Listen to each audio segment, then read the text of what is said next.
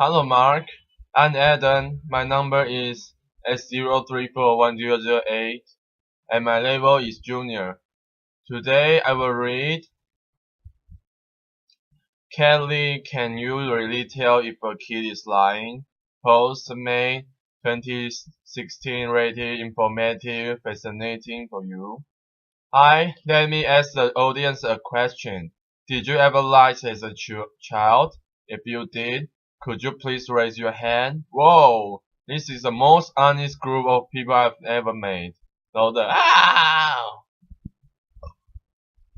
for the last 20 years, I've been studying how children learn to tell lies. And today I'm going to share with you some of the discoveries we have made. But to begin, I am going to tell you a story from Mr. Richard Messina, who is my friend and an elementary school principal. He got a phone call one day. This caller said, "Mr. Messina, my son Johnny will not come to school today because he's sick." Mr. Messina asks, "Who am I speaking to, please?" And the caller says, "I'm my father." So this story sounds out louder. Sounds out very nicely three common beliefs we have about children and lying. 1. Children only come to tell lies after entering elementary school. 2. Children are poor liars, which adults can easily detect their lies. And 3. If children lie at a very young age, there must be some character flaws with them, and they are going to become pathological liars for life. Well, it turns out of all the three beliefs are wrong. We have been playing guessing games with children all over the world. Here's an example. So in this game, we ask children to guess the number on the cards, and we tell them if they win the game, they are going to get a big prize. But in the middle of the game, we make an excuse and leave the room, and before we leave the room, we tell them not to peek at the cards. For of course, we have hidden cameras in the room to watch their every move. Because the desire to win again is so strong, more than 90% of children will peek at as soon as we leave the room. The crucial question is when we return and ask the children whether or not they have peeked. Will the children who pick confess or lies about their transgression? We found that regardless of gender, country, religion, and 2 years of age, 30% lie, 60% tell the truth about their transgression. At 3 years of age, 50% lies and 50% tell the truth. At 4 years of age, more than 80% lie. And after years of age, most children lie. So as you can see, lying is a really typical part of development. And some children begin to tell lies as young as 2 years of age.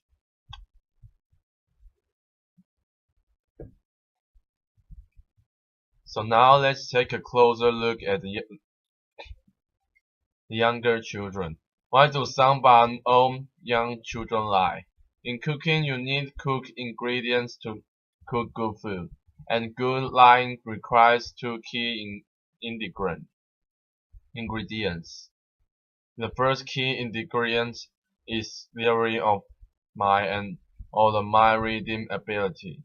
Mind reading is the ability to know that different people have different knowledge about the situation and the ability to differentiate between what I know and what you know. Mind reading is important for lying because the basis of lying is that I know you don't know what I know. Therefore, I can lie to you. The second key ingredient for good lying is self-control. It is the ability to control your speech, your facial expression, and your body language, so that you can tell a convincing lie. And we found that those young children who have more advanced mind reading and self-control abilities tell lies earlier and are more sophisticated liars. As it turns out, these two abilities are also essential for all of us to function well in our society. In fact, deficit in mind reading and self-control abilities are associated with serious developmental problems, such as ADHD and autism. So if you discover your 2-year-old is telling his or her first lie, instead of being alarmed, you should celebrate all the because it signals that your child has arrived at a new milestone of typical development. Now, are children poor liars? Do you think you can easily dictate their lies? Would you like to give it a try? Yes, okay. So I'm going to show you 2 videos. In these videos, the children are going to respond to a researcher's question. Did you pick? So try to tell me which children is lying and which child is telling the truth. Here is child number 1. Are you ready? Ready? Video. Adult. Did you pick? Child no. Candy. And this is child number 2. Video. Adult. Did you pick? Child no.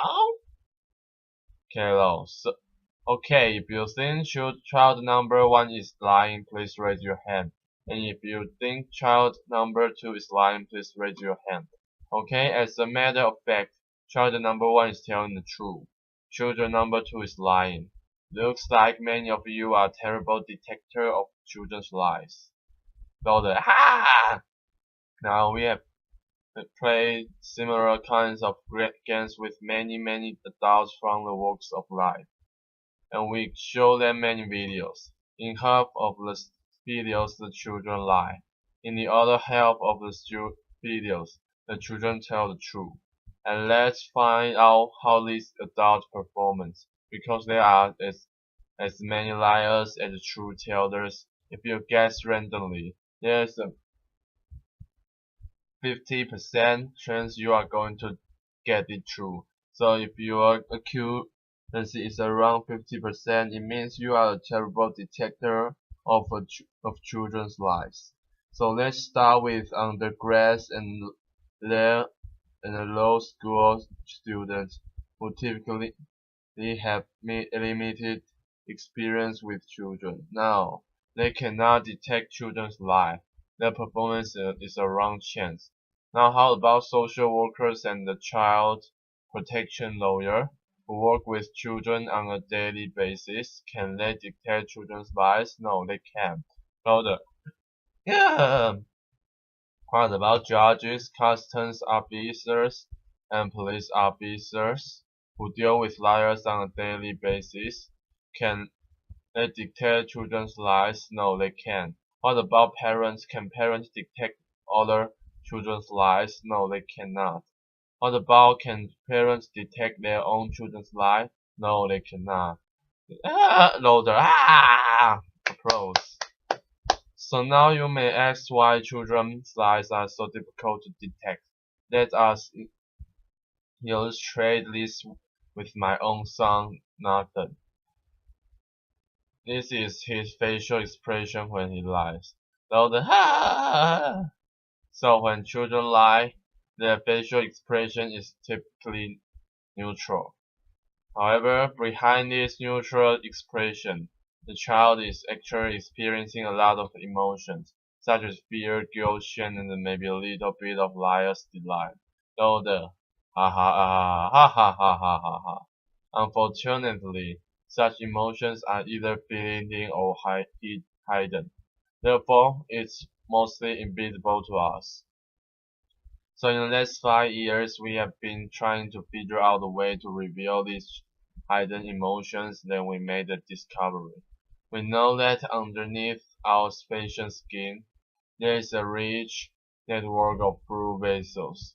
When we experience different emotions, our facial blood flow changes subtly, and these changes are regulated by the autonomic system that is beyond our conscious control. By looking at facial blue flow changes, we can reveal people's hidden emotion. Unfortunately, such emotion-related facial blue flows changes are too subtle to detect by our naked eyes. So to help us reveal people's facial emotions, we have developed a new imaging technology we call transdermal optical imaging.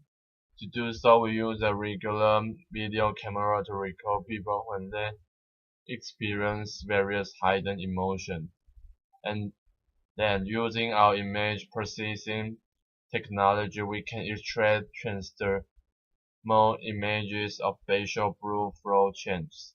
By looking at transdermal video images, now we can easily see facial blue flow changes associated with the various hidden emotions, and using this technology, we can now reveal the hidden emotions associated with lying, and therefore detect people's lies. We can do so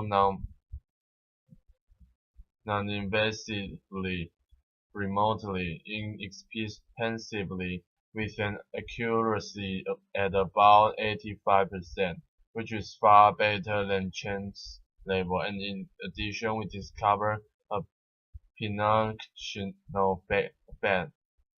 No, not this pinocchio effect. So this is a real pinocchio effect, and people lie and the facial blue flow on cheeks decreases, and the facial blue flow on the nose increase. Of course, lying is not the only situation that will evoke our hidden emotions. So then we ask ourselves, in addition to detecting lies, how can our technology be used?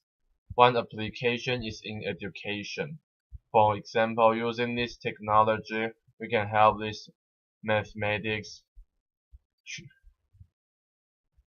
teacher to identify the student in their classroom who may experience high anxiety about the topic is teaching, so that he can help him.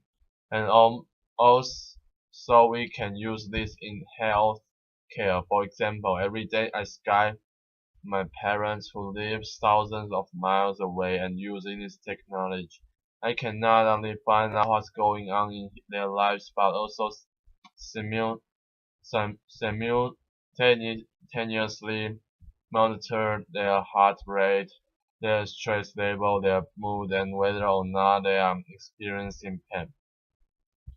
And perhaps in the future their risk for heart attack or hypertension. And you may ask, can we use this also to reveal politicians' emotions?